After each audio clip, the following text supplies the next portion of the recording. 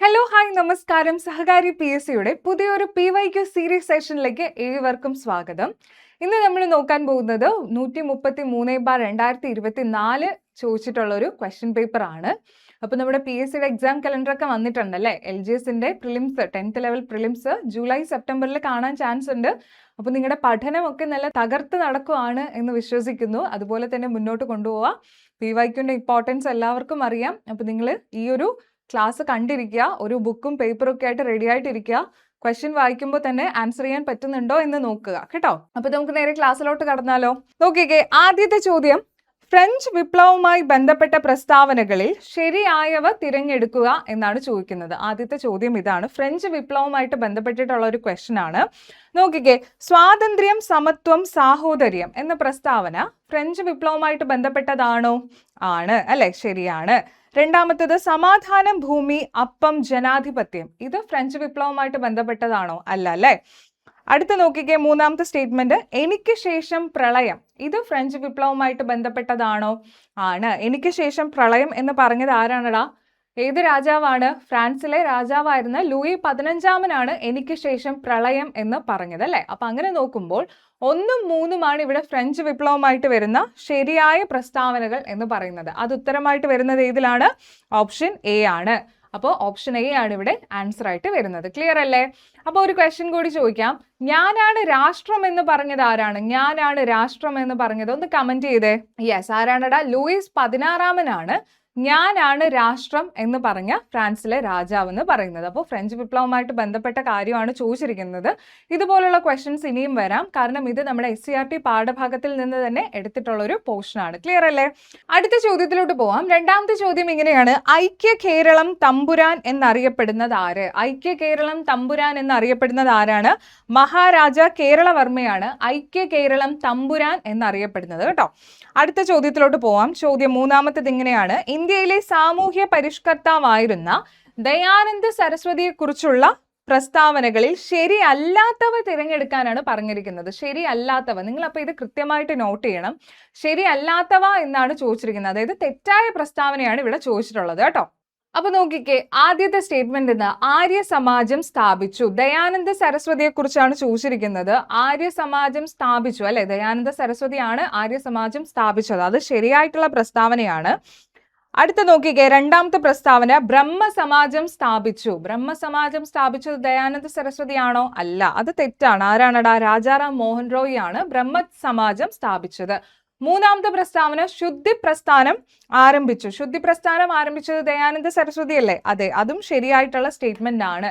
നാലാമത്തെ എന്താണ്? 1875 ബോംബെയിൽ ജനിച്ചു. ദയാനന്ദ സരസ്വതി ബോംബെയിലാണോ ജനിച്ചത്? അല്ല, ഗുജറാത്തിലാണ്. അപ്പൊ ആ സ്റ്റേറ്റ്മെന്റും തെറ്റാണ്. അങ്ങനെ വരുമ്പോൾ ശരിയല്ലാത്തത്, അതായത് തെറ്റായിട്ടുള്ള പ്രസ്താവന എന്ന് പറയുന്നത് ഏതൊക്കെയാണ്? 2ഉം അതുപോലെ 4മത്തെയുമാണ് അല്ലെ. അത് ഓപ്ഷൻ ആയിട്ട് വരുന്നത് ഏതാണ്? 2ഉം 4ഉമാണ് തെറ്റായിട്ട് വരുന്നത് അല്ലെ. അങ്ങനെ ഒരു ഓപ്ഷൻ നമ്മുടെ ക്വസ്റ്റ്യനിൽ ഉണ്ടോ? ഇല്ല. അങ്ങനെ PSC എന്ത് ചെയ്തു? ഈ ഒരു ചോദ്യം ക്യാൻസൽ ചെയ്തു. ക്ലിയർ അല്ലേ?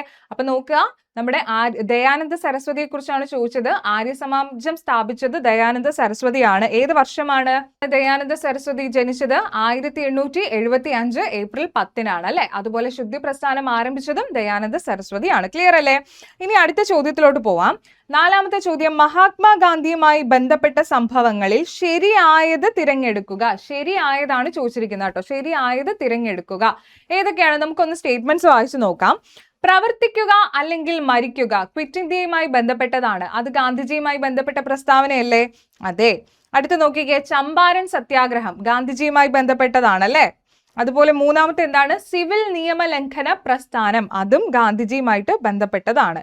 എന്നാൽ ചാനാർ ലഹള ഗാന്ധിജിയുമായി ബന്ധപ്പെട്ടതാണോ? അല്ല, ഗാന്ധിജിയുമായി ബന്ധപ്പെട്ട സംഭവമല്ല ചാനാർ ലഹള എന്ന് പറയുന്നത്. അപ്പൊ ഇവിടെ ബന്ധപ്പെട്ട പ്രസ്താവന തിരഞ്ഞെടുക്കാനാണ് പറഞ്ഞിരിക്കുന്നത്. അത് 1ഉം 2ഉം 3ഉമാണ്. അത് ഉത്തരമായിട്ട് വരുന്ന ഏതാണടാ? ഓപ്ഷൻ ബി ആണ്. ക്ലിയർ അല്ലേ? അടുത്ത ചോദ്യത്തിലോട്ട് പോവാം. ഖിലാഫത്ത് പ്രസ്ഥാനത്തിന്റെ നേതാക്കളിൽ ശരിയായവ ഏത്? ഏതൊക്കെയാണ്? അതായത് ഖിലാഫത്ത് പ്രസ്ഥാനവുമായിട്ട് ബന്ധപ്പെട്ട് മുഹമ്മദ് അലിയും ഷൗക്കത്ത് അലിയുമാണ് നമ്മൾ ക്ലിയർ ആയിട്ട് പഠിച്ചിട്ടുള്ളതാണ് അല്ലെ. അപ്പോൾ ആരൊക്കെയാണടാ ഖിലാഫത്ത് പ്രസ്ഥാനവുമായി ബന്ധപ്പെട്ടിട്ടുള്ളത്? താഴെ തന്നിട്ടുള്ളവയിൽ മുഹമ്മദ് അലിയും ഷൗക്കത്ത് അലി സഹോദരന്മാരാണ് ഏതുമായിട്ട് ബന്ധപ്പെട്ടത്? ഖിലാഫത്ത് പ്രസ്ഥാനവുമായി ബന്ധപ്പെട്ടിട്ടുള്ളത്. ക്ലിയർ അല്ലേ? അടുത്ത ചോദ്യം നോക്കിക്കേ. ഇന്ത്യയുടെ കാലാവസ്ഥാ നിരീക്ഷണ ഉപഗ്രഹം അടുത്തിടെ വിക്ഷേപിച്ചു. ഏതാണ് ഉപഗ്രഹം എന്നാണ് ചോദിച്ചിരിക്കുന്നത്. ഇത് 2024 നടന്നൊരു ചോദ്യ പേപ്പർ ആണ്. അപ്പൊ അതിന്റെ കറണ്ട് അഫയേഴ്സ് റിലേറ്റ് ചെയ്ത് ചോദിച്ചിട്ടുള്ള ക്വസ്റ്റ്യൻ ആണ്. Answer എന്താണെടാ? INSAT 3DS. INSAT 3DS ആണ് ഇന്ത്യയുടെ കാലാവസ്ഥാ നിരീക്ഷണ ഉപഗ്രഹം ആയിട്ട് ബന്ധപ്പെട്ടത്. ക്ലിയർ അല്ലേ? ഇന്ത്യയുടെ കാലാവസ്ഥാ നിരീക്ഷണ ഉപഗ്രഹം ഏതാണ്? ഇൻസാറ്റ് 3DS ആണ്. ക്ലിയർ അല്ലേ? അടുത്ത ചോദ്യത്തിലോട്ട് പോവാം. ഓവർലാപ്പോട് കൂടിയ ഒരു ജോഡി ആകാശീയ ചിത്രങ്ങളിൽ നിന്നും ത്രിമാന ദൃശ്യം ലഭിക്കാൻ ഉപയോഗിക്കുന്ന ഉപകരണം ഏത് എന്നാണ് ചോദിച്ചിരിക്കുന്നത്. എന്താണ്? ഓവർലാപ്പോട് കൂടിയ ഒരു ജോഡി ആകാശീയ ചിത്രങ്ങളിൽ നിന്നും ത്രിമാന ദൃശ്യം ലഭിക്കാൻ വേണ്ടിയിട്ട് ഉപയോഗിക്കുന്ന ഉപകരണമാണ് സ്റ്റീരിയോസ്കോപ്പ്. ഏതാണ്? സ്റ്റീരിയോസ്കോപ്പ് ആണ് അതിനു വേണ്ടിയിട്ട് ഉപയോഗിക്കുന്ന ഉപകരണം എന്ന് പറയുന്നത്. ക്ലിയർ ആണോ? അടുത്ത ചോദ്യം നോക്കിക്കേ. സമുദ്രനിരപ്പിൽ നിന്നും ഒരേ ഉയരമുള്ള സ്ഥലങ്ങളെ തമ്മിൽ യോജിപ്പിച്ച് ഭൂപടത്തിൽ വരയ്ക്കുന്ന സാങ്കല്പിക രേഖ എന്താ പറയുന്നത്? കോണ്ടൂർ രേഖ. എന്താണ്? കോണ്ടൂർ രേഖ എന്നാണ് ഓപ്ഷൻ എയിൽ തന്നിട്ടുള്ള കോണ്ടൂർ രേഖയാണ് ശരിയായിട്ടുള്ള ഉത്തരം. സമുദ്രനിരപ്പിൽ നിന്നും ഒരേ ഉയരമുള്ള സ്ഥലങ്ങളെ തമ്മിൽ യോജിപ്പിച്ച് ബന്ധിപ്പിക്കുന്ന ഒരു സാങ്കല്പിക രേഖയാണ് കോണ്ടൂർ രേഖ. ക്ലിയർ ആണോ? നമുക്ക് ഓപ്ഷൻസ് ഒന്നും വായിച്ച് സമയം കളയേണ്ട ആവശ്യമില്ല. അതുകൊണ്ടാണ് ഈ രീതിയിൽ പോകുന്നത്. നിങ്ങൾക്ക് ഫാക്റ്റും ആൻസറും മാത്രം അറിഞ്ഞാൽ മതി. അപ്പോൾ ക്ലിയർ ആയിട്ട് നിങ്ങൾ അത് മനസ്സിലാക്കുക. ഒരു PYQ പോലും വിട്ട് കളയരുത് കേട്ടോ. അടുത്ത ചോദ്യത്തിലോട്ട് പോവാം. 9ാമത്തെ ചോദ്യം ഇങ്ങനെയാണ്. ഡോഡോ ബേട്ട കൊടുമുടി സ്ഥിതി ചെയ്യുന്ന പർവ്വത ശിഖരം ഏതാണ്? ഏത് കൊടുമുടിയാണ്? ഡോഡോ ബേട്ട. ഡോഡോ ബേട്ട കൊടുമുടി സ്ഥിതി ചെയ്യുന്ന പർവ്വത ശിഖരം ഏതാണ്? നീലഗിരി കുന്നാണ് ശരിയായ ഉത്തരം എന്ന് പറയുന്നത്. അപ്പൊ ഡോഡോ ബേട്ട കൊടുമുടി സ്ഥിതി ചെയ്യുന്ന പർവ്വത നിര അല്ലെങ്കിൽ പർവ്വത ശിഖരം ഏതാണ്? നീലഗിരി കുന്നിലാണ്. ക്ലിയർ അല്ലേ? അടുത്ത ചോദ്യം നോക്കിക്കേ. ഹൂഗ്ലി നദിയിൽ സ്ഥിതി ചെയ്യുന്ന തുറമുഖം ഏതാണ്? ഏത് നദിയാണെടാ? ഹൂഗ്ലി നദി. ഹൂഗ്ലി നദിയിൽ സ്ഥിതി ചെയ്യുന്ന തുറമുഖം ഏതാണ്? പറഞ്ഞ ഏത് തുറമുഖത്താണ്? ഏത് തുറമുഖമാണ് ഹൂഗ്ലി നദിയിൽ സ്ഥിതി ചെയ്യുന്നത്? കൊൽക്കത്ത തുറമുഖമാണ് കേട്ടോ. കൊൽക്കത്ത തുറമുഖമാണ് ഹൂഗ്ലി നദിയിൽ സ്ഥിതി ചെയ്യുന്ന തുറമുഖം. ഇതിന്റെ പ്രത്യേകത, ഇത് ഏക നദീജന്യ തുറമുഖമാണ്. ഒരേ ഒരു നദീജന്യ തുറമുഖമേ ഉള്ളൂ. അതാണ് കൊൽക്കത്ത തുറമുഖം. അത് ഏത് നദിയിലാണ് സ്ഥിതി ചെയ്യുന്നത്? ഹൂഗ്ലി നദിയിൽ സ്ഥിതി ചെയ്യുന്നതാണ്. ക്ലിയർ അല്ലേ? അതുപോലെ തന്നെ കൊൽക്കത്ത തുറമുഖത്തിന് ഈ അടുത്തിടെ പേര് മാറ്റിയിട്ടുണ്ട്. പുതിയ പേര് എന്താണ്? ശ്യാമപ്രസാദ് മുഖർജി പോർട്ട് എന്നാണ് കൊൽക്കത്ത തുറമുഖത്തിന് നൽകിയിട്ടുള്ള പുതിയ പേരെന്ന് പറയുന്നത്. അപ്പൊ അതുകൂടി നിങ്ങൾ മനസ്സിലാക്കുക.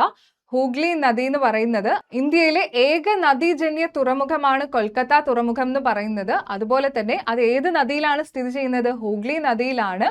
കൊൽക്കത്ത തുറമുഖത്തിന്റെ പുതിയ പേരെന്ന് പറയുന്നത് ശ്യാമപ്രസാദ് മുഖർജി പോർട്ട് എന്നാണ്. ഓക്കെ അല്ലേടാ? അപ്പൊ നമുക്ക് അടുത്ത ചോദ്യത്തിലോട്ട് പോയാലോ. പശ്ചിമഘട്ടത്തിലെ മഴനിഴൽ പ്രദേശത്ത് സ്ഥിതി ചെയ്യുന്ന കേരളത്തിലെ ഏക വന്യജീവി സങ്കേതം ഏതാണ്? പശ്ചിമഘട്ടത്തിലെ മഴനിഴൽ പ്രദേശത്ത് സ്ഥിതി ചെയ്യുന്ന കേരളത്തിലെ ഏക വന്യജീവി സങ്കേതമാണ് ചിന്നാർ വന്യജീവി സങ്കേതം എന്ന് പറയുന്നത് കേട്ടോ. ചിന്നാർ വന്യജീവി സങ്കേതമാണ്. ഏത് ജില്ലയിലാണ് സ്ഥിതി ചെയ്യുന്നത് ചിന്നാർ വന്യജീവി സങ്കേതം? ഇടുക്കി ജില്ലയിലാണ്. ഇടുക്കി ജില്ലയിൽ സ്ഥിതി ചെയ്യുന്ന വന്യജീവി സങ്കേതമായ ചിന്നാറാണ് കേരളത്തിലെ അല്ലെങ്കിൽ പശ്ചിമഘട്ടത്തിലെ മഴനിഴൽ പ്രദേശത്ത് സ്ഥിതി ചെയ്യുന്ന ഏക വന്യജീവി സങ്കേതം എന്ന് പറയുന്നത്. ഇവിടെ പ്രശസ്തമായിട്ടുള്ളത്, മലയെണ്ണാന് പ്രശസ്തമായിട്ടുള്ള ഒരു വന്യജീവി സങ്കേതമാണ് ചിന്നാർ കേട്ടോ. അടുത്ത ചോദ്യം നോക്കാം. ഒളിമ്പിക്സ് വനിതാ ഷൂട്ടിംഗ് മത്സരങ്ങളിൽ ഇന്ത്യക്ക് ആദ്യമായിട്ട് മെഡൽ നേടിത്തന്ന താരം. ഇന്ത്യക്ക് ആദ്യമായിട്ട് ഷൂട്ടിംഗ് മത്സരത്തിൽ, ഒളിമ്പിക്സിലെ വനിതാ ഷൂട്ടിംഗ് മത്സരത്തിൽ ഇന്ത്യക്ക് ആദ്യമായിട്ട് ഒരു മെഡൽ നേടിത്തന്ന താരം ആരാണ്? നേടിത്തന്ന താരമാണ് ആരടാ? മനു ഭാക്കർ കേട്ടോ. മനു ഭാക്കർ ആണ് ഇന്ത്യയിൽ ഒളിമ്പിക്സ് വനിതാ ഷൂട്ടിങ്ങിൽ മത്സരങ്ങളിൽ ആദ്യമായിട്ട് മെഡൽ നേടിത്തന്ന താരം എന്ന് പറയുന്നത് മനു ഭാക്കർ ആണ്. ക്ലിയർ അല്ലേ? അടുത്ത ചോദ്യം നോക്കാം. താഴെ പറയുന്ന പ്രസ്താവനകളിൽ രണ്ടാം പഞ്ചവത്സര പദ്ധതിയുമായി ബന്ധമില്ലാത്തത് അതായത് തെറ്റായിട്ടുള്ളത്, രണ്ടാം പഞ്ചവത്സര പദ്ധതിയുമായിട്ട് ബന്ധമില്ലാത്തതെന്നാണ് ചോദിച്ചിരിക്കുന്നത്. അപ്പൊ നിങ്ങൾ ചോദ്യം വായിക്കുമ്പോൾ തന്നെ ആദ്യമേ എന്ത് ചെയ്യുക? ആ ഒരു ബന്ധമില്ലാത്തതെന്ന് പറയുന്നതിന് നോട്ട് ചെയ്ത് റൗണ്ട് ചെയ്ത് വെക്കുക, അല്ലെങ്കിൽ ഒരു അണ്ടർലൈൻ ചെയ്ത് വെക്കുക. എന്നിട്ട് എന്ത് ചെയ്യുക? ഓപ്ഷൻസിലോട്ട് വരിക. നോക്കിക്കേ. മഹലനോബിസ് മാതൃകയെ അടിസ്ഥാനപ്പെടുത്തിയിട്ടുള്ളതാണ് ആണല്ലേ. രണ്ടാം പഞ്ചവത്സര പദ്ധതി എന്ന് പറയുന്നത് മഹലനോബിസ് മാതൃകയെ അടിസ്ഥാനപ്പെടുത്തിയിട്ടുള്ളതാണ്. രണ്ടാമത്തെ സ്റ്റേറ്റ്മെന്റ് എന്താണ്?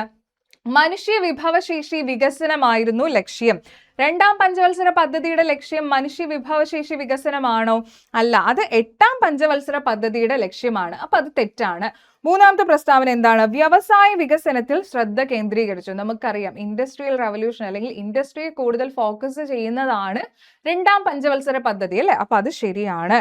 നാലാമത്തെ പ്രസ്താവന വിദേശ രാജ്യങ്ങളുടെ സഹായത്തോടെ രാജ്യത്തിന്റെ വിവിധ ഭാഗങ്ങളിൽ ഉരുക്ക് നിർമ്മാണശാലകൾ സ്ഥാപിച്ചു. അതും ശരിയാണ്. 2ാം പഞ്ചവത്സര പദ്ധതി കാലത്താണ് ഉരുക്ക് നിർമ്മാണശാലകളൊക്കെ സ്ഥാപിച്ചത്. അങ്ങനെ നോക്കുമ്പോൾ ഇവിടെ 1, 3, 4 ശരിയാണ്. ഇവിടെ തെറ്റായിട്ട് വരുന്നത് ഏത് മാത്രമേ ഉള്ളൂ? രണ്ടാമത്തെ പ്രസ്താവന മാത്രമാണ് ഇവിടെ തെറ്റായിട്ട് വരുന്നത്. അത് ഉത്തരമായിട്ട് വരുന്നത് ഏതാണ്? ഓപ്ഷൻ എയിലാണ്. ക്ലിയർ അല്ലേ? അപ്പൊ നമുക്ക് അടുത്ത ചോദ്യത്തിലോട്ട് പോവാം. 14ാമത്തെ ചോദ്യം ഇങ്ങനെയാണ്: താഴെ പറയുന്ന പ്രസ്താവനകൾ ഏത് സംവിധാനത്തെ ഉദ്ദേശിച്ചുള്ളതാണ്? അതായത് ഏത് സംവിധാനം, എന്തിനെ കുറിച്ചാണ്? കുറച്ച് സ്റ്റേറ്റ്മെന്റ് തന്നിട്ടുണ്ട്, അത് ഏതുമായിട്ട് ബന്ധപ്പെട്ടതെന്നാണ് ചോദിക്കുന്നത്. ഇതുപോലുള്ള ചോദ്യങ്ങൾ ഇനിയും PSC ചോദിക്കാം. അപ്പൊ നോക്കിക്കേ, ആദ്യം 2015 ജനുവരി 1 നിലവിൽ വന്ന സംവിധാനമാണ് ഇത്. അപ്പോഴേ നമുക്ക് മനസ്സിലായി, ഓപ്ഷൻസ് പോലും വായിക്കേണ്ട ആവശ്യമില്ല. 2015 ജനുവരി 1 കേൾക്കുമ്പോഴേ നമ്മുടെ മനസ്സിൽ ഉത്തരം വരണം. അടുത്ത നോക്കിക്കേ, ഭാരത സർക്കാരിന്റെ ഒരു വിദഗ്ധോപദേശ സമിതിയാണ്. അടുത്തതോ പ്രധാനമന്ത്രിയാണ് ഇതിന്റെ വൈസ് ചെയർമാൻ. ദേശീയ അന്തർദേശീയ പ്രാധാന്യമുള്ള സാമ്പത്തിക നയവിഷയങ്ങളിൽ കേന്ദ്ര സംസ്ഥാന സർക്കാരുകൾക്ക് സാങ്കേതിക ഉപദേശം നൽകുകയാണ് ഇതിന്റെ ചുമതല.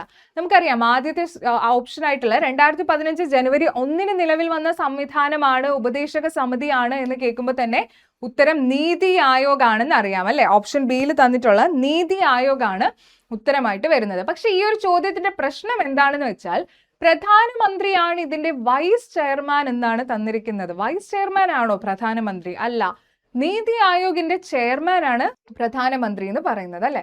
അങ്ങനെ നോക്കുമ്പോൾ PSC എന്ത് ചെയ്തു? ഈ ഒരു ക്വസ്റ്റ്യൻ ക്യാൻസൽ ചെയ്തു. പക്ഷെ ഉത്തരം എന്താണെടാ? നീതി ആയോഗാണ്. 2015 ജനുവരി 1 നിലവിൽ വന്ന ഈ ഒരു സംവിധാനം എന്ന് പറയുന്നത് നീതി ആയോഗാണ്. ഒരു ഉപദേശക സമിതിയാണ്. ദേശീയ അന്തർദേശീയ പ്രാധാന്യമുള്ള സാമ്പത്തിക നയവിഷയങ്ങളിൽ കേന്ദ്ര സംസ്ഥാന സർക്കാരുകൾക്ക് ഉപദേശം നൽകുന്ന ഒരു ഉപദേശക സമിതിയാണ് നീതി ആയോഗ് എന്ന് പറയുന്നത്. അപ്പൊ അങ്ങനെ നോക്കുമ്പോൾ ഓപ്ഷൻ ബി ആയിട്ടുള്ള നീതി ആയോഗ് ശരിയാണ്. പക്ഷെ ഈ ഒരു ക്വസ്റ്റ്യൻ ക്യാൻസൽ ചെയ്തു. ഓക്കെ അല്ലേ? ഇന്ത്യയിൽ ഉദാരവൽക്കരണത്തിന് കാരണമായത് എന്താണ്? അടുത്ത ചോദ്യമാണ്. ഉദാരവൽക്കരണത്തിന് കാരണമായത് എന്താണെന്നാണ് ചോദിച്ചിരിക്കുന്നത്. ഓപ്ഷൻ എ നോക്കാം. വ്യാപാര രംഗത്തുള്ള ചൈനയുടെ മുന്നേറ്റം, ഇന്ത്യയുടെ കടുത്ത സാമ്പത്തിക പ്രതിസന്ധിയും കമ്മിയും. ഓപ്ഷൻ സി ഇന്ത്യയും പാകിസ്ഥാനുമായുള്ള യുദ്ധം, അതുപോലെ കേന്ദ്ര ഗവൺമെന്റിന്റെ നിയന്ത്രണത്തിലുള്ള അതൃപ്തി. അപ്പൊ മെയിൻ ആയിട്ട് എന്താണ് ലിബറലൈസേഷൻ അല്ലെങ്കിൽ ഉദാരവൽക്കരണത്തിന് കാരണമായത്? ഇന്ത്യയുടെ കടുത്ത സാമ്പത്തിക പ്രതിസന്ധിയും കമ്മിയുമാണ് ലിബറലൈസേഷൻ അല്ലെങ്കിൽ ഉദാരവൽക്കരണം ഇന്ത്യയിൽ കൊണ്ടുവരാൻ കാരണമായത്. എന്താണ്? ഇന്ത്യയുടെ കടുത്ത സാമ്പത്തിക പ്രതിസന്ധിയും കമ്മിയുമാണ്. ക്ലിയർ അല്ലേ? അടുത്ത ചോദ്യം നോക്കാം. 17ാമത്തെ ചോദ്യം നോക്കിക്കേ. താഴെ പറയുന്നവയിൽ ഹരിത വിപ്ലവവുമായി ബന്ധപ്പെട്ട പ്രസ്താവനകൾ ഏതെല്ലാം എന്നാണ് ചോദിച്ചിരിക്കുന്നത്. ഹരിത വിപ്ലവവുമായി ബന്ധപ്പെട്ട പ്രസ്താവനയാണ്. അപ്പൊ ശരിയായതാണ് ചോദിക്കുന്നത്. ഒന്നാമത്തെ പ്രസ്താവന, ഇതിന്റെ വക്താവ് MS സ്വാമിനാഥനാണ് അല്ലെ. നമുക്കറിയാം ഹരിത വിപ്ലവത്തിന്റെ വക്താവ് അല്ലെങ്കിൽ പിതാവ്, ഇന്ത്യൻ ഹരിത വിപ്ലവത്തിന്റെ പിതാവ് എന്ന് പറയുന്നത് ആരാണ്? MS സ്വാമിനാഥനാണ്. ശരിയാണ്. രണ്ടാമത്തെ പ്രസ്താവന, ആദ്യ കാലഘട്ടങ്ങളിൽ ഇത് ഗോതമ്പ് വിപ്ലവം എന്നാണ് അറിയപ്പെട്ടിരുന്നത്. ശരിയാണ്. ആദ്യ കാലങ്ങളിൽ ഇത് അറിയപ്പെട്ടിരുന്നത് എങ്ങനെയാണ്? ഗോതമ്പ് വിപ്ലവം എന്നാണ് അറിയപ്പെട്ടിരുന്നത്. മൂന്നാമത്തെ പ്രസ്താവന നോക്കിക്കേ. രാസവളങ്ങളും രാസകീടനാശിനികളും ഉപയോഗിച്ചുള്ള കൃഷി രീതിയാണിത്. അത് ശരിയാണോ? രാസവളങ്ങളും രാസകീടനാശിനികളും ഉപയോഗിച്ചുള്ള കൃഷി രീതിയാണ് ഈ ഒരു ഗ്രീൻ റവല്യൂഷൻ, ഹരിത വിപ്ലവം എന്ന് പറയുന്നത്. അതുപോലെ നാലാമത്തെ പ്രസ്താവന, ഹരിത വിപ്ലവം വ്യവസായ വികസനം ലക്ഷ്യമാക്കി അല്ലെങ്കിൽ സാധ്യമാക്കി എന്ന് പറയുന്നത് ശരിയാണോ? അല്ല, കാർഷിക പുരോഗതിയാണ് അതിൽ കൂടി ഉണ്ടായത് അല്ലെ, വ്യവസായ വികസനമല്ല. അപ്പൊ ആ സ്റ്റേറ്റ്മെന്റ് തെറ്റാണ്. അങ്ങനെ നോക്കുമ്പോൾ ഇവിടെ ബന്ധപ്പെട്ട അല്ലെങ്കിൽ ശരിയായിട്ട് വരുന്ന പ്രസ്താവന എന്ന് പറയുന്നത് 1, 2, 3 അത് ശരിയായിട്ട് വരുന്നത് ഏതിലാണടാ? ഓപ്ഷൻ സി ആണ്. 1, 2, 3 എന്ന് പറയുന്ന പ്രസ്താവന ശരിയായിട്ട് വരുന്നത്. ക്ലിയർ അല്ലേ? അടുത്ത ചോദ്യത്തിലോട്ട് പോവാം. പാലിന്റെയും പയർവർഗ്ഗങ്ങളുടെയും ഉൽപാദന കാര്യത്തിൽ നിലവിൽ ഇന്ത്യക്ക് എത്രാമത്തെ സ്ഥാനമാണ് ഉള്ളത് എന്നാണ് ചോദിച്ചിരിക്കുന്നത്. നിലവിൽ പാലിനും അതുപോലെ പയർവർഗ്ഗങ്ങളുടെയൊക്കെ ഉൽപാദനത്തിൽ നിലവിൽ ഇന്ത്യയുടെ സ്ഥാനം 1ാം സ്ഥാനത്താണ് കേട്ടോ. 1ാം സ്ഥാനത്താണ് ഇന്ത്യയുടെ സ്ഥാനം. അടുത്ത ചോദ്യം നോക്കിക്കേ. 16ാം ധനകാര്യ കമ്മീഷന്റെ ചെയർമാനായി നിയമിക്കപ്പെട്ടത് ആരാണ്? ആരാണടാ നിലവിലെ 16ാമത്തെ ധനകാര്യ കമ്മീഷന്റെ ചെയർമാൻ? ആരാണ്? ഡോക്ടർ അരവിന്ദ് പനഗരിയാണ് അല്ലെ. അരവിന്ദ് പനഗരിയാണ് 16ാമത് ധനകാര്യ കമ്മീഷന്റെ ചെയർമാൻ എന്ന് പറയുന്നത്. ക്ലിയർ അല്ലേ? അടുത്ത ചോദ്യത്തിലോട്ട് പോവാം. ഓൾ ഇന്ത്യ സർവീസിനെ കുറിച്ച് പ്രതിപാദിക്കുന്ന ഭരണഘടനാ വകുപ്പ് താഴെ പറയുന്നവയിൽ ഏതാണ്? ഓൾ ഇന്ത്യ സർവീസിനെ കുറിച്ച് പ്രതിപാദിക്കുന്ന വകുപ്പ് ഏതാണെടാ? ആർട്ടിക്കിൾ 312 ഓൾ ഇന്ത്യ സർവീസിനെ കുറിച്ച് പറയുന്നത് കേട്ടോ. അപ്പൊ ഏതാണ് ആർട്ടിക്കിൾ 312? അടുത്ത നോക്കിക്കേ, 21ാമത്തെ ചോദ്യം. യൂണിയൻ ഗവൺമെന്റിന്റെയും സംസ്ഥാന ഗവൺമെന്റിന്റെയും അധികാരങ്ങളെ വിഭജിക്കുന്ന ലിസ്റ്റുകൾ ഇന്ത്യൻ ഭരണഘടനയുടെ എത്രാമത്തെ പട്ടികയിലാണ്? പറഞ്ഞേ, എത്രാമത്തെ പട്ടികയിലാണ് യൂണിയൻ ഗവൺമെന്റിന്റെയും സ്റ്റേറ്റ് ഗവൺമെന്റ് സംസ്ഥാന ഗവൺമെന്റിന്റെയും അധികാരങ്ങളെ കുറിച്ച് വിഭജിക്കുന്ന ലിസ്റ്റുകൾ ഉൾപ്പെടുന്ന പട്ടിക 7ാമത്തെ പട്ടികയിലാണ് അല്ലെ. 7ാമത്തെ പട്ടികയിലാണ് ലിസ്റ്റുകളെ കുറിച്ച് പ്രതിപാദിക്കുന്നത്. ക്ലിയർ അല്ലേ? ഓപ്ഷൻ എ ആണ്, 7ാമത്തെ പട്ടികയാണ് കേട്ടോ. അടുത്ത 22ാമത്തെ ചോദ്യം നോക്കാം. യൂണിയൻ പബ്ലിക് സർവീസ് കമ്മീഷനെ സംബന്ധിക്കുന്ന ഏറ്റവും ശരിയായ വസ്തുതകൾ താഴെ കൊടുത്തിട്ടുള്ളവയിൽ ഏതാണ് എന്നാണ് ചോദിക്കുന്നത്. UPSCയെ കുറിച്ചിട്ടുള്ള ശരിയായ പ്രസ്താവനകളാണ് ചോദിക്കുന്നത്. ഒന്നാമത്തെ പ്രസ്താവന നോക്കിക്കേ. യൂണിയൻ പബ്ലിക് സർവീസിന്റെ അംഗസംഖ്യ പ്രധാനമന്ത്രിക്ക് തീരുമാനിക്കാമെന്ന് ഭരണഘടന അനുശാസിക്കുന്നു. ശരിയാണോ?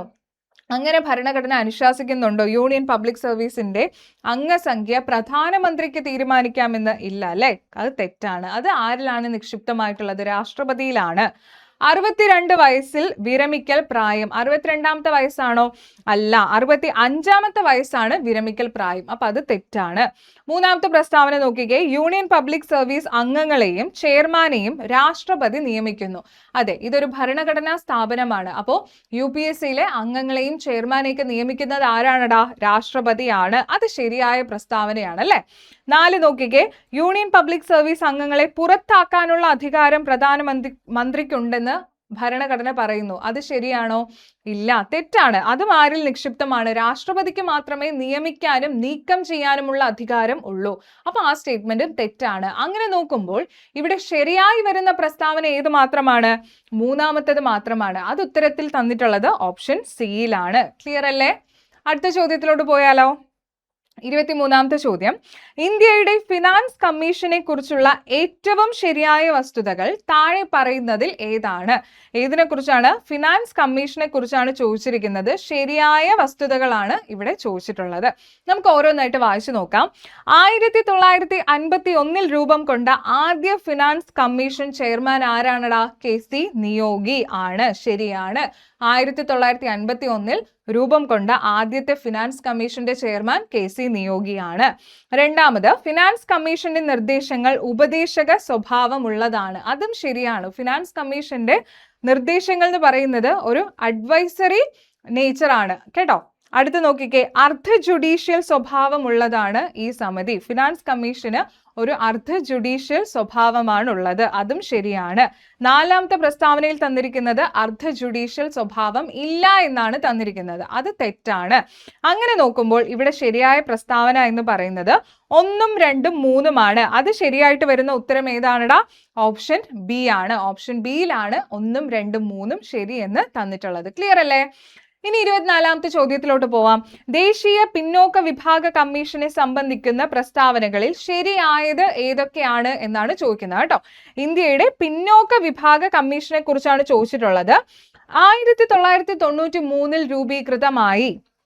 ശരിയാണ്. ഇവിടെയും ശരിയായിട്ടുള്ളത് അല്ലെങ്കിൽ അതിനെ സംബന്ധിക്കുന്ന കാര്യങ്ങളാണ് ചോദിക്കുന്നത്. 2 നോക്കിക്കേ. 102ാം ഭരണഘടനാ ഭേദഗതിയിലൂടെ ഭരണഘടനാപരമായ അംഗീകാരം നേടി. അതെ, 2017 102ാം ഭരണഘടനാ ഭേദഗതിയിലൂടെയാണ് ഭരണഘടനാപരമായിട്ടുള്ള ഒരു പദവി ആർക്ക് കിട്ടുന്നത്? ദേശീയ പിന്നോക്ക വിഭാഗ കമ്മീഷന് ലഭിക്കുന്നത്. 3, കമ്മീഷൻ വാർഷിക റിപ്പോർട്ട് നൽകേണ്ടത് പ്രധാനമന്ത്രിക്കാണ്. പ്രധാനമന്ത്രിക്കാണോ വാർഷിക റിപ്പോർട്ട് നൽകേണ്ടത്? അല്ല, അത് തെറ്റാണ്. 4 നോക്കിക്കേ. കമ്മീഷൻ വാർഷിക റിപ്പോർട്ടുകൾ നൽകേണ്ടത് രാഷ്ട്രപതിക്കാണ്. അതെ, ഇതൊരു ഭരണഘടനാ സ്ഥാപനമാണ്. അപ്പോൾ നൽകേണ്ടത് ആർക്കാണ് വാർഷിക റിപ്പോർട്ട്? രാഷ്ട്രപതിക്കാണ്. അതും ശരിയാണ്. അങ്ങനെ നോക്കുമ്പോൾ 1, 2, 4 ഇവിടെ ശരിയായിട്ട് വരുന്നത്. അതെങ്ങനെയാണ് ഉത്തരമായിട്ട് വരുന്നത്? ഓപ്ഷൻ ഡിയിലാണ്. ഓപ്ഷൻ ഡിയിലാണ് 1, 2, 4 ശരി എന്ന് പറയുന്ന പ്രസ്താവന ഉള്ളത്. ക്ലിയർ അല്ലേ? അടുത്ത ചോദ്യത്തിലോട്ട് പോയാലോ. താഴെ തന്നിരിക്കുന്നവയിൽ ഇപ്പോഴത്തെ കേന്ദ്ര മന്ത്രിസഭയിലെ അറ്റോമിക് എനർജി വകുപ്പ് ആരാണ് കൈകാര്യം ചെയ്യുന്നത്? അറ്റോമിക് എനർജി വകുപ്പ് കൈകാര്യം ചെയ്യുന്നത് ആരാണെടാ? അറ്റോമിക് എനർജിയൊക്കെ ഡയറക്റ്റ് ആയിട്ട് ലിങ്ക് ചെയ്യുന്നതാണ് രാജ്യവുമായിട്ട് ബന്ധപ്പെട്ടിട്ട്. അപ്പൊ അങ്ങനെ നോക്കുമ്പോൾ പ്രധാനമന്ത്രി ആയിരിക്കും അതുപോലുള്ള വകുപ്പുകൾ കൈകാര്യം ചെയ്യുന്നത്. അപ്പൊ ഇപ്പോഴത്തെ പ്രധാനമന്ത്രി എന്ന് പറയുന്നത് നരേന്ദ്രമോദിയാണ് അല്ലെ, ശ്രീ നരേന്ദ്രമോദിയാണ്. അങ്ങനെ നോക്കുമ്പോൾ ഇവിടെ ഉത്തരം ആരാണ്? ഇപ്പോഴത്തെ കേന്ദ്ര സഭയിലെ അറ്റോമിക് എനർജി വകുപ്പ് കൈകാര്യം ചെയ്യുന്നത് ശ്രീ നരേന്ദ്രമോദിയാണ്. അങ്ങനെയാണെങ്കിൽ ശ്രീ മനോഹർ ലാൽ ഏതൊക്കെയാണടാ കൈകാര്യം ചെയ്യുന്നത്? അറിയുന്നവരൊന്ന് കമന്റ് ചെയ്യുക. ശ്രീ മനോഹർ ലാൽ കൈകാര്യം ചെയ്യുന്ന വകുപ്പ് ഏതൊക്കെയാണ്? ഊർജ മന്ത്രാലയം, അതുപോലെ ഭവന നഗരകാര്യ മന്ത്രാലയം ഒക്കെയാണ് ശ്രീ മനോഹർ ലാലിന്റെ പരിധിയിൽ വരുന്നത്. അതുപോലെ ശ്രീ പീയൂഷ് ഗോയൽ ആണെങ്കിലോ വാണിജ്യ വ്യവസായ വകുപ്പ് മന്ത്രിയാണ് കേട്ടോ. വാണിജ്യ വ്യവസായ വകുപ്പ് മന്ത്രിയാണ് പീയൂഷ് ഗോയൽ. അതുപോലെ ഭൂപേന്ദർ യാദവ് ഒന്ന് പറഞ്ഞേടാ. ഭൂപേന്ദർ യാദവ് ഏതൊക്കെ വകുപ്പാണ് കൈകാര്യം ചെയ്യുന്നത്? വനം, പരിസ്ഥിതി എന്ന് പറയുന്ന വകുപ്പുകളൊക്കെയാണ് ആരുടെ കീഴിൽ വരുന്നത്? ഭൂപേന്ദർ യാദവ്. ഓക്കെ, അപ്പൊ ഓർത്ത് വെക്കുക, ഭൂപേന്ദർ, ഭൂമിയുമായിട്ട് റിലേറ്റ് ചെയ്തതല്ലേ വനം, പരിസ്ഥിതിയൊക്കെ. അപ്പൊ അങ്ങനെ കണക്ട് ചെയ്തൊന്ന് ഓർത്ത് വെക്കുക. ഭൂപേന്ദർ യാദവ് വനം, പരിസ്ഥിതി, കാലാവസ്ഥാ വ്യതിയാനം അങ്ങനെയുള്ള മന്ത്രാലയം, ആ മിനിസ്ട്രി ഒക്കെ ആയിട്ട് റിലേറ്റ് ചെയ്തതാണ് ഭൂപേന്ദർ യാദവ്. ക്ലിയർ അല്ലേ? ഇതുപോലെ കേന്ദ്ര മന്ത്രിമാരെ കുറിച്ചൊക്കെ ചോദിക്കും, ഏത് വകുപ്പ് ഏത് മന്ത്രിയാണ് കൈകാര്യം ചെയ്യുന്നത് എന്നൊക്കെ. അപ്പോൾ ഒന്ന് ഓർത്ത് വെക്കുക. അടുത്ത ചോദ്യത്തിലോട്ട് പോവാം. ഇപ്പോഴത്തെ ദേശീയ പട്ടികജാതി കമ്മീഷൻ ചെയർമാൻ ആരാണ്? ഇപ്പോഴത്തെ ദേശീയ പട്ടികജാതിയാണ് ചോദിച്ചിട്ടുള്ളത്. ആരാണടാ? കിഷോർ മക്വാനയാണ് അല്ലെ. ശ്രീ കിഷോർ മക്വാനയാണ് ഇപ്പോഴത്തെ ദേശീയ പട്ടികജാതി വകുപ്പ് മന്ത്രി. അങ്ങനെയാണെങ്കിൽ ഹൻസ്രാജ് ഏത് വിഭാഗമാണ്? ഏത് കമ്മീഷന്റെ ചെയർമാനാണ് ഹൻസ്രാജ്? ദേശീയ പിന്നോക്ക വിഭാഗ കമ്മീഷന്റെ ചെയർമാനാണ് ഹൻസ്രാജ് കേട്ടോ. അടുത്ത ചോദ്യത്തിലോട്ട് പോവാം. കേരളത്തിൽ ചീഫ് സെക്രട്ടറി പദവിയിലെത്തിയ ആദ്യ വനിത ആരാണ്? കേരളത്തിലെ കാര്യമാണ് ചോദിക്കുന്നത്. കേരളത്തിൽ ചീഫ് സെക്രട്ടറി പദവിയിലെത്തുന്ന ആദ്യത്തെ വനിത ആരാണ്? പത്മ രാമചന്ദ്രൻ ആണ് കേട്ടോ. പത്മ രാമചന്ദ്രൻ ആണ് കേരളത്തിലെ ചീഫ് സെക്രട്ടറി എന്ന പദവിയിലെത്തുന്ന ആദ്യ വനിത.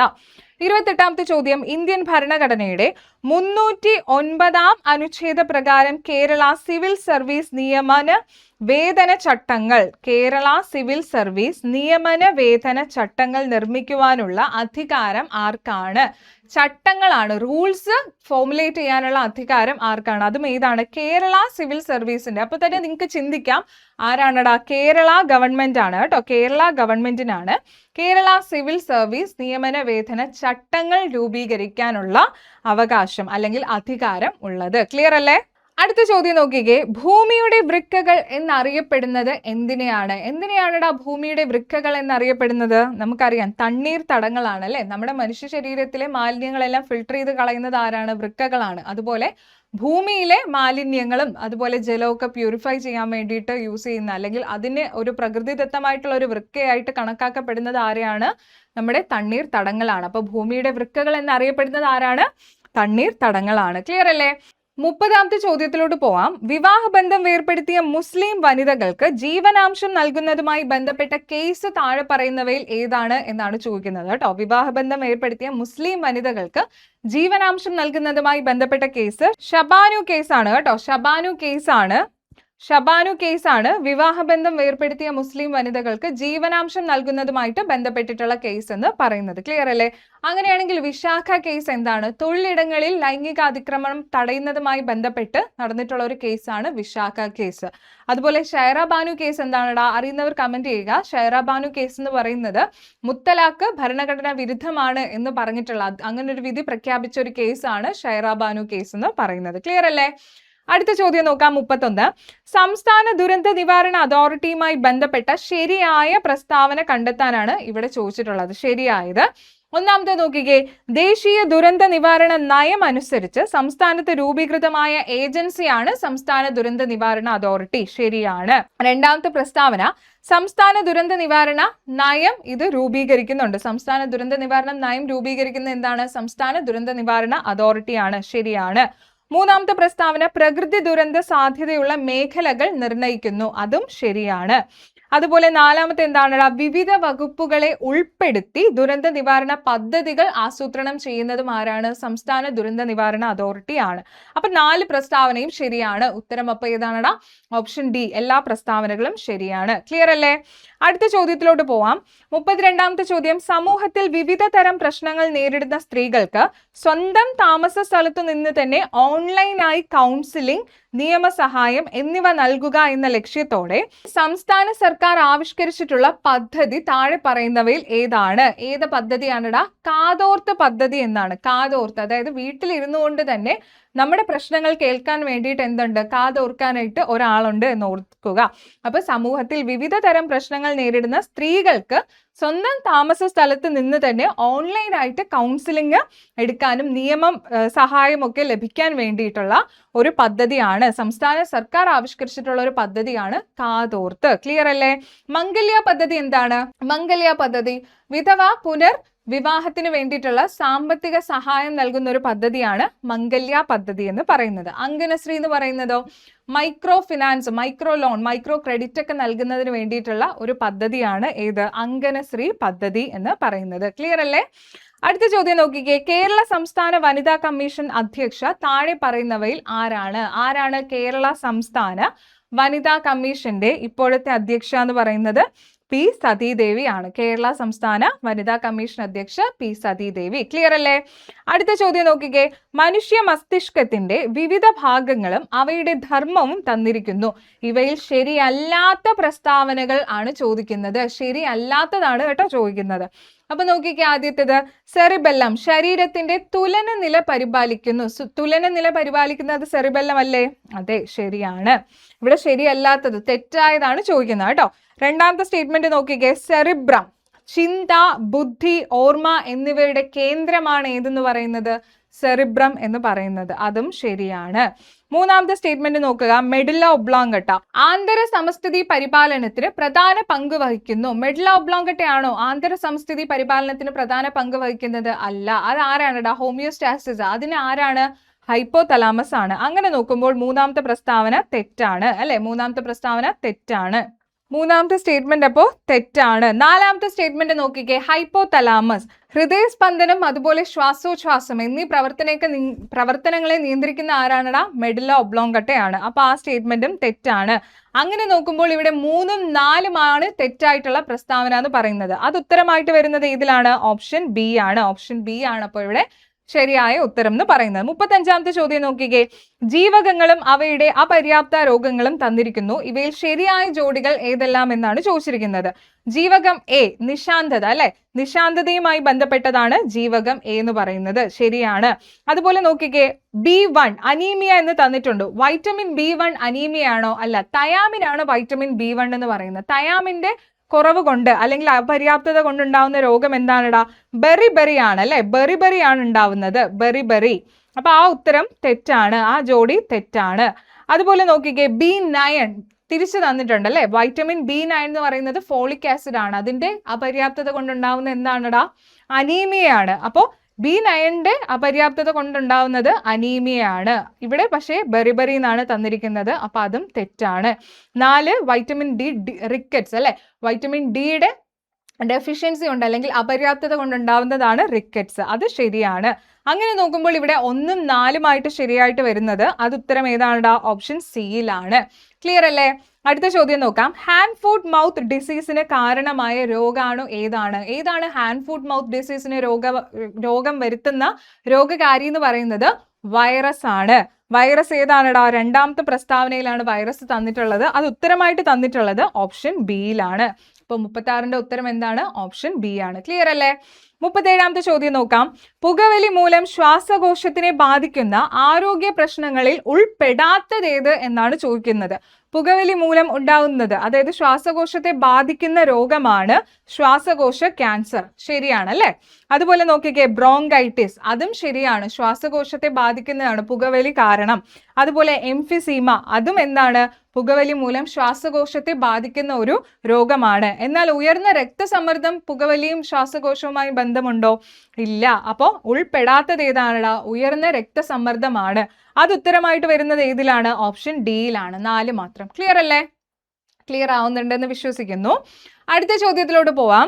ചുവടെ കൊടുത്തിരിക്കുന്നവയിൽ ബാക്ടീരിയ രോഗങ്ങൾ വരുന്ന ജോഡി ഏത്? ബാക്ടീരിയ രോഗങ്ങൾ വരുന്ന ജോഡി ഏതെന്നാണ് ചോദിച്ചിരിക്കുന്നത് കേട്ടോ.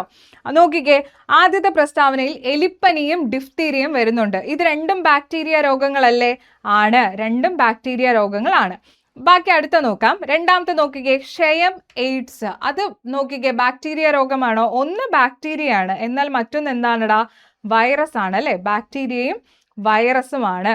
അടുത്തത് നോക്കിക്കേ, വട്ടച്ചൊറി, മലമ്പനി. ഒന്ന് ഏതാണെടാ? വട്ടച്ചൊറി എന്ന് പറയുന്നത് ഫംഗൽ ഡിസീസ് ആണ് അല്ലെ? ഫംഗസ് മൂലം. മലമ്പനി ആണെങ്കിലോ പ്രോട്ടോസോവയാണ്. അതുപോലെ ഡെങ്കിപ്പനി, ചിക്കൻ ഗുനിയ. ഇത് രണ്ടും എന്താണെടാ? വൈറസ് ആണ് അല്ലെ? വൈറസ് ആണ് ഇതിന്റെ രണ്ടിന്റെ രോഗകാരി. അപ്പോൾ ആ രണ്ട് ജോഡികളും ബാക്ടീരിയ ആയിട്ട് വരുന്നത് ഏത് മാത്രമേ ഉള്ളൂ? ഒന്ന് എലിപ്പനിയും ഡിഫ്തീരിയയും മാത്രമാണ്, ഒന്ന് മാത്രമാണ്. അപ്പോൾ 38A ആണ് ഇവിടെ ഉത്തരമായിട്ട് വരുന്നത്. ഓക്കെ അല്ലേ? അടുത്ത ചോദ്യം നോക്കാം. പ്രമേഹത്തിന്റെ കോംപ്ലിക്കേഷൻ ആയ ഡയബറ്റിക് റെറ്റിനോപ്പതി നിർണ്ണയിക്കുന്നതിനും ചികിത്സിക്കുന്നതിനും സംസ്ഥാന ആരോഗ്യ വകുപ്പ് ആരംഭിച്ച പദ്ധതി ഏത്? ഇവിടെ നമുക്ക് ചോദ്യത്തിൽ നിന്ന് തന്നെ കണക്ട് ചെയ്യാൻ പറ്റും. പ്രമേഹത്തിന്റെ കോംപ്ലിക്കേഷൻ ആയ ഡയബറ്റിക് റെറ്റിനോപ്പതി. ഡയബറ്റിക് അതായത് റെറ്റിനോപ്പതി എന്ന് പറയുമ്പോൾ കണ്ണ്, നേത്രവുമായി ബന്ധപ്പെട്ടതാണ് അല്ലെ? റെറ്റിനോ. അപ്പൊ നോക്കിക്കേ, ഡയബറ്റിക് റെറ്റിനോപ്പതി ഓപ്ഷനിൽ തന്നിട്ടുള്ള നയനാമൃതം പദ്ധതിയുമായിട്ട് ബന്ധപ്പെട്ടതാണ്. രണ്ടാമത്തെ പ്രസ്താവനയായ നയനാമൃതം പദ്ധതിയുമായി ബന്ധപ്പെട്ടതാണ്. ഡയബറ്റിക് റെറ്റിനോപ്പതി നിർണ്ണയിക്കുന്നതിന് വേണ്ടിയിട്ട് അത് ചികിത്സിക്കുന്നതിനുള്ള ഒരു പദ്ധതിയാണ് നയനാമൃതം പദ്ധതി. സംസ്ഥാന ആരോഗ്യ വകുപ്പാണ് ഈ ഒരു പദ്ധതി ആരംഭിച്ചിട്ടുള്ളത്. ശ്രുതി മധുര അപ്പൊ എന്താണെടാ?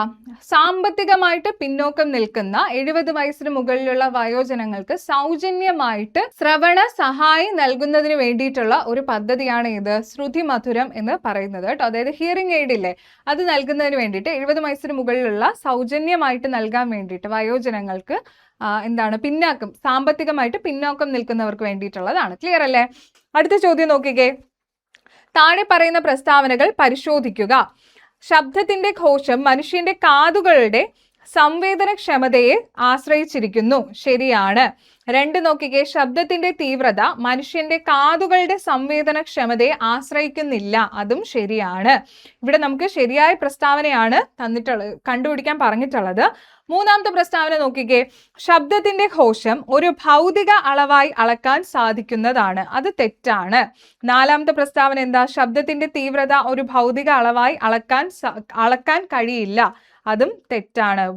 ശബ്ദത്തിന്റെ തീവ്രത നമുക്ക് എന്ത് ചെയ്യാൻ പറ്റും? ഒരു ഭൗതിക അളവായിട്ട് അളക്കാൻ കഴിയുന്നതാണ്. അങ്ങനെ നോക്കുമ്പോൾ ആ പ്രസ്താവനയും തെറ്റാണ്. ഈ മുകളിൽ പറഞ്ഞ പ്രസ്താവനകൾ പരിശോധിക്കുമ്പോൾ 1ഉം 2ഉമാണ് ഇവിടെ ശരിയായിട്ട് വരുന്നത്. ഏതൊക്കെയാണ്? 1ഉം 2ഉമാണ് ഇവിടെ ശരിയായിട്ട് വരുന്നത്. ക്ലിയർ അല്ലേ? അടുത്ത ചോദ്യം നോക്കിക്കേ. ഭൂകമ്പ തരംഗങ്ങൾ ഭൂമിയുടെ ഉപരിതലത്തിൽ എത്തുന്നതിന് മുൻപ് പ്രഭവ കേന്ദ്രത്തിൽ നിന്ന് പുറപ്പെടുന്ന ശബ്ദ തരംഗം താഴെ പറയുന്നവയിൽ ഏതാണ്? എന്താണ് ചോദിച്ചിട്ടുള്ളത്? ഭൂകമ്പ തരംഗങ്ങൾ ഭൂമിയുടെ ഉപരിതലത്തിൽ എത്തുന്നതിന് മുമ്പ് അതിന്റെ പ്രഭവ കേന്ദ്രം ഉണ്ടാവുമല്ലോ, അത് സ്റ്റാർട്ട് ചെയ്യുന്ന കേന്ദ്രത്തിൽ നിന്ന് പുറപ്പെടുന്ന ശബ്ദ തരംഗത്തെ പറയുന്നത് എന്താണ്? ഇൻഫ്രാസൗണ്ട് എന്നാണ്. ഇൻഫ്രാസൗണ്ട് എന്നാണ് പറയുന്നത് കേട്ടോ. 45ാമത്തെ ചോദ്യം നോക്കിക്കേ. ഇന്റർനാഷണൽ ഡാർക്ക് സ്കൈ എന്ന സംഘടന പ്രകാശ മലിനീകരണവുമായി ബന്ധപ്പെട്ട പ്രവർത്തനങ്ങൾക്ക് പ്രസിദ്ധമായിട്ടുള്ളതാണ്. ഈ സംഘടന ഇന്റർനാഷണൽ ഡാർക്ക് സ്കൈ വീക്ക് ആയിട്ട് ആചരിക്കുന്നത് എന്നാണ് ചോദിച്ചിരിക്കുന്നത്. എന്താണ്ടാ? ഇന്റർനാഷണൽ ഡാർക്ക് സ്കൈ എന്ന സംഘടന പ്രകാശ മലിനീകരണവുമായി ബന്ധപ്പെട്ട പ്രവർത്തനങ്ങൾക്ക് പ്രസിദ്ധമാണ്. ഈ സംഘടന ഇന്റർനാഷണൽ ഡാർക്ക് സ്കൈ വീക്ക് ആയിട്ട് ആചരിക്കുന്നത് ഏപ്രിൽ മാസത്തിലെ കറുത്ത വാവാണ് കേട്ടോ. ഏപ്രിൽ മാസത്തിലെ കറുത്ത വാവാണ് ഡാർക്ക് സ്കൈ വീക്ക് ആയിട്ട് ഈ സംഘടന ആചരിക്കുന്നത്. ക്ലിയർ അല്ലേ? അടുത്ത 46ാമത്തെ ചോദ്യം നോക്കിക്കേ. 2023 ഭൗതിക ശാസ്ത്ര നൊബേൽ സമ്മാന ജേതാക്കൾ എല്ലാ വർഷവും നൊബേൽ പ്രൈസ് പ്രഖ്യാപിച്ചു കഴിയുമ്പോൾ, അല്ലെങ്കിൽ അതിനു മുന്നേ കഴിഞ്ഞ വർഷത്തെ നൊബേൽ പ്രൈസ് വിന്നേഴ്സിനെയൊക്കെ PSC ഉറപ്പായിട്ടും ചോദിക്കും. ഇത്തവണയും പരീക്ഷയ്ക്ക് പോകുന്നതിന് മുന്നേ നിങ്ങൾ നൊബേൽ പ്രൈസ് പഠിച്ചിട്ടേ പോകാവൂ. നമ്മുടെ ചാനലിൽ തന്നെ ഉണ്ട്, നിങ്ങൾ നോക്കുക. അപ്പൊ 2023 ഭൗതിക ശാസ്ത്രത്തിന്, ഫിസിക്സിനുള്ള നൊബേൽ സമ്മാനം കിട്ടിയത് ആർക്കൊക്കെയാണ്? പിയറി അഗസ്റ്റിൻ, ഫെറൻ ക്രൗസ്, അതുപോലെ ആൻ എൽ ഹുയില്ലർ. അവർക്കാണ് എന്ത് കിട്ടിയത്? ഫിസിക്സിൽ നൊബേൽ സമ്മാനം ലഭിച്ചത്. 2023 47ാമത്തെ ചോദ്യം നോക്കിക്കേ. രാജസ്ഥാനിലെ ജാഗ്വാർ ജില്ലയിൽ അടുത്തിടെ കണ്ടുപിടിച്ച മൂലകം ഏത് എന്നാണ് ചോദിച്ചിരിക്കുന്നത്. രാജസ്ഥാനിലെ ജാഗ്വാർ ജില്ലയിൽ അടുത്തിടെ കണ്ടുപിടിച്ച മൂലകം ഏതാണ്? ഇത് PSC ക്യാൻസൽ ചെയ്ത ക്വസ്റ്റ്യൻ ആണ്. ലിഥിയം ആണ് ആൻസർ, പക്ഷെ PSC ക്യാൻസൽ ചെയ്തു ഈ ഒരു ക്വസ്റ്റ്യൻ. ജാഗ്വാർ ജില്ലയിൽ, ജാഗ്വാർ അല്ല നാഗൗർ ജില്ലയിലാണ്, രാജസ്ഥാനിലെ നാഗൗർ ജില്ലയിലാണ് ഈ ഒരു ലിഥിയം എന്ന മൂലകം അടുത്തിടെ കണ്ടുപിടിച്ചത്. ക്ലിയർ അല്ലേ?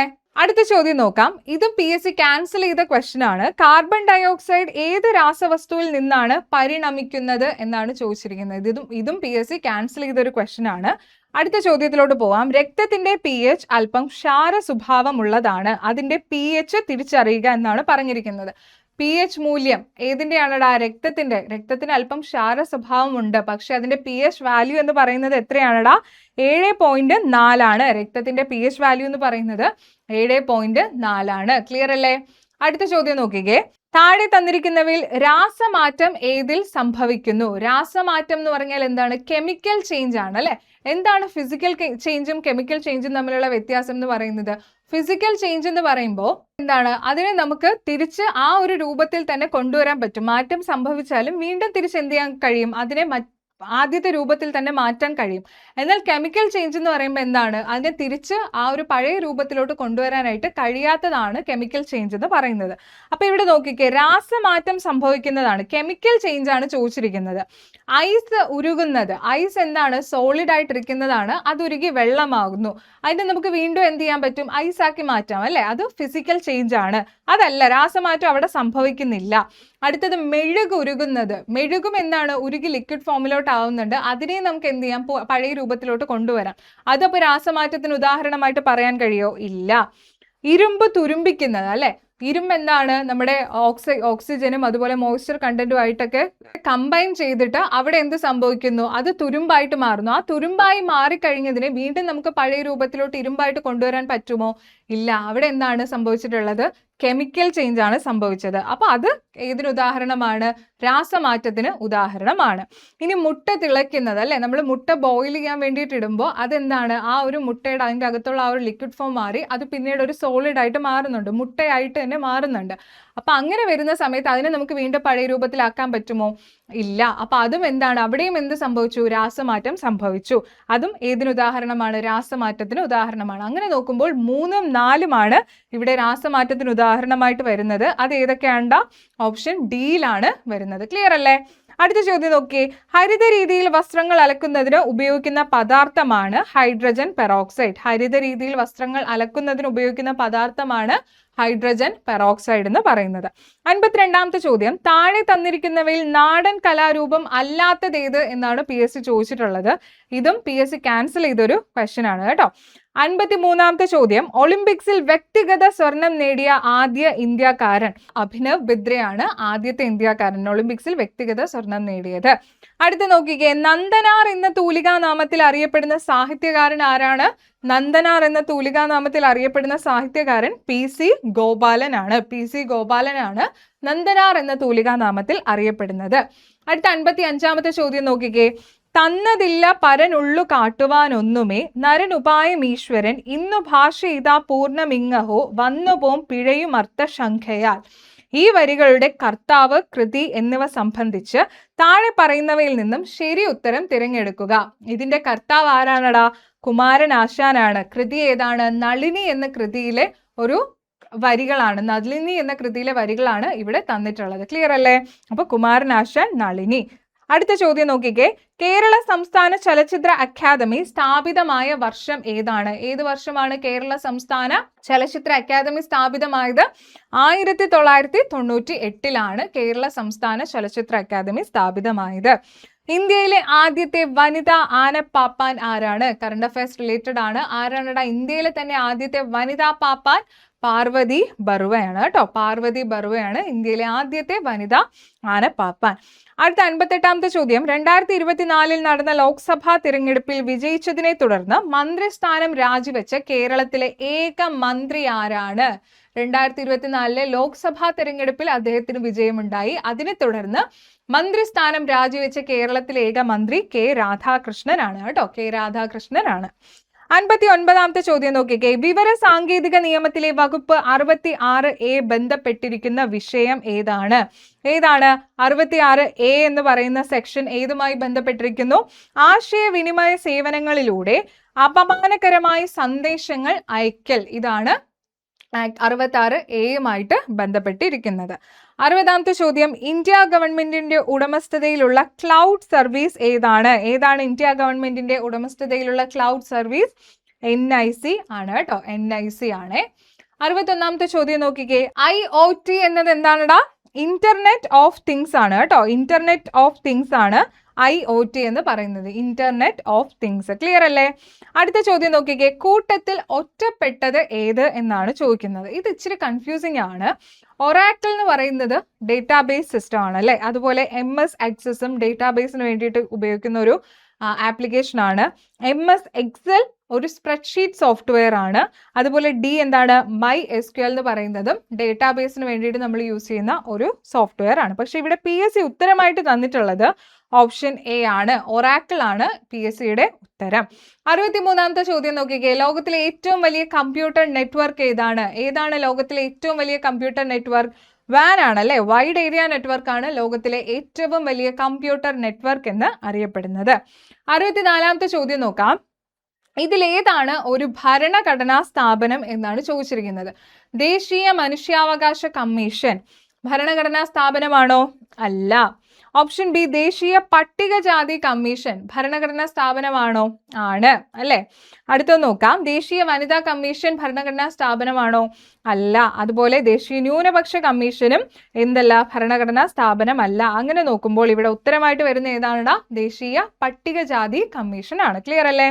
65ാമത്തെ ചോദ്യം നോക്കിക്കേ. ഗാർഹിക പീഡന നിരോധന നിയമപ്രകാരം മജിസ്ട്രേറ്റിന് പുറപ്പെടുവിക്കാവുന്ന ഉത്തരവുകൾ ഏതൊക്കെയാണ്? താഴെ തന്നിരിക്കുന്നവയിൽ ഗാർഹിക പീഡന നിരോധന നിയമപ്രകാരം മജിസ്ട്രേറ്റിന് പുറപ്പെടുവിക്കാവുന്ന ഉത്തരവുകൾ ഏതൊക്കെയാണെന്നാണ് ചോദിക്കുന്നത്. സംരക്ഷണ ഉത്തരവ് അതുമായി ബന്ധപ്പെട്ടതാണ്, പുറപ്പെടുവിക്കാവുന്ന ഉത്തരമാണ് മജിസ്ട്രേറ്റിന്. അതുപോലെ തന്നെ എന്താണ്? താമസ സൗകര്യത്തിനുള്ള ഉത്തരവ്, അതും മജിസ്ട്രേറ്റിന് പുറപ്പെടുവിക്കാവുന്ന ഉത്തരവാണ്. നഷ്ടപരിഹാരത്തിനുള്ള ഉത്തരവ്, അതും ശരിയാണ്. കസ്റ്റഡി ഉത്തരവ്, അതും ശരിയാണ്. അങ്ങനെ നോക്കുമ്പോൾ ഇവിടെ പ്രസ്താവനയായിട്ട് വരുന്ന ഈ 4ഉം ശരിയായിട്ടുള്ളതാണ്. അത് ഉത്തരമായിട്ട് വരുന്നത് ഏതിലാണെടാ? സിയിലാണ്. 1, 2, 3, 4 എന്നിവ എന്താണ്? ശരിയാണ്. ഗാർഹിക പീഡന നിരോധന നിയമപ്രകാരം മജിസ്ട്രേറ്റിന് പുറപ്പെടുവിക്കാവുന്ന ഉത്തരവുകളാണ്. ക്ലിയർ അല്ലേ? 66ാമത്തെ ചോദ്യം നോക്കിക്കേ. വിവരാവകാശ നിയമപ്രകാരം കേന്ദ്ര മുഖ്യ വിവരാവകാശ കമ്മീഷണറെ നിയമിക്കുന്നത് ആരാണെടാ? കേന്ദ്ര മുഖ്യ വിവരാവകാശ കമ്മീഷണറെ നിയമിക്കുന്നത് പ്രസിഡന്റ് ആണ് അല്ലെ? പ്രസിഡന്റ് ആണ് നിയമിക്കുന്നതും നീക്കം ചെയ്യുന്നതും ഒക്കെ. അപ്പൊ വിവരാവകാശ നിയമപ്രകാരം കേന്ദ്ര മുഖ്യ വിവരാവകാശ കമ്മീഷണറെ നിയമിക്കുന്നത് രാഷ്ട്രപതി ആണ്. അടുത്ത ചോദ്യം നോക്കിക്കേ. താഴെ പറയുന്നവയിൽ ഉപഭോക്തൃ സംരക്ഷണ നിയമം 2019 പ്രകാരം പുതുതായി ഉൾക്കൊള്ളിച്ചത് ഏതൊക്കെയെന്നാണ് ചോദിക്കുന്നത്. 1 ഇ-കൊമേഴ്സ് തന്നിട്ടുണ്ട്. 2 ഓൺലൈൻ പരാതി നൽകൽ. 3 പരാതിക്കാരൻ താമസിക്കുന്ന സ്ഥലത്ത് പരാതി നൽകൽ.